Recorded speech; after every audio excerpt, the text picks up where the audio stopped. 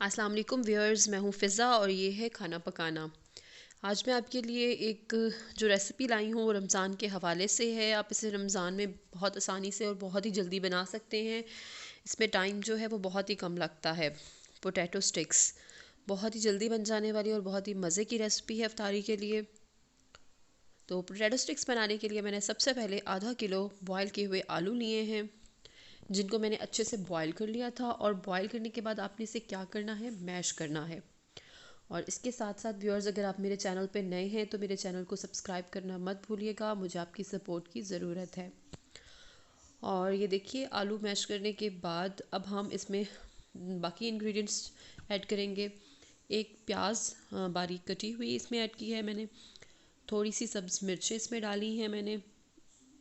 और इसके साथ नमक जाएगा टेस्ट के हिसाब से, जितना आप पसंद करें। 1 टीस्पून तकरीबन 1 टीस्पून मैंने लाल कुटी हुई मिर्च ली है। 1 टीस्पून मैंने खुश्क धनिया का पाउडर लिया है। और उसके साथ हाफ़ टी स्पून ज़ीरा लिया है।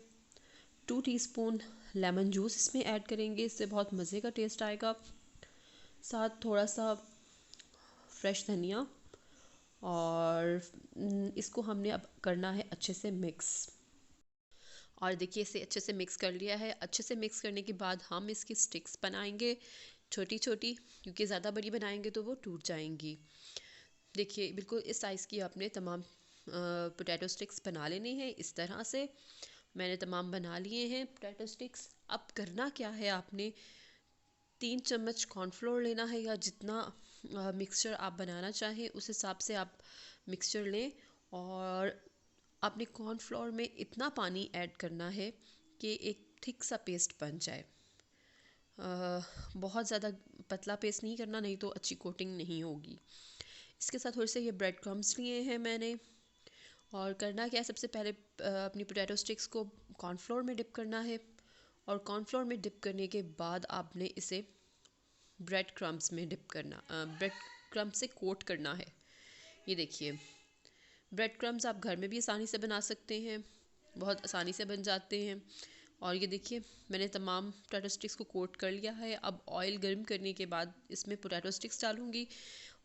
पोटैटो स्टिक्स को आप डीप फ्राई नहीं करेंगे, बिल्कुल थोड़ा सा ऑयल डालकर आपने इनको गोल्डन फ्राई कर लेना है। गोल्डन कलर आने तक आपने इसे इस पे फ्राई कर लेना है। और अगर आप ऑयल ज़्यादा डालेंगे तो ये टूट जाएंगे, तो इसमें ऑयल जो है वो आपने कम डालना है। और ये जल्दी बन जाते हैं, तो जैसे ही एक साइड से हो जाएं तो आप इसे पलट दें। साथ साथ बल्कि आप इसे पलटते जाएं, क्योंकि ये बहुत जल्दी गोल्डन होते हैं। अगर आप छोड़ देंगे तो ये ब्लैक हो जाएंगे। इस तरह से हर साइड से इसे गोल्डन करने के बाद हम इसे उतार लेंगे। ये देखिए, सारे जो हैं वो गोल्डन हो चुके हैं। अब हम इसे डिश आउट करते हैं। ये देखिए व्यूअर्स, ये बहुत मज़े के बनते हैं।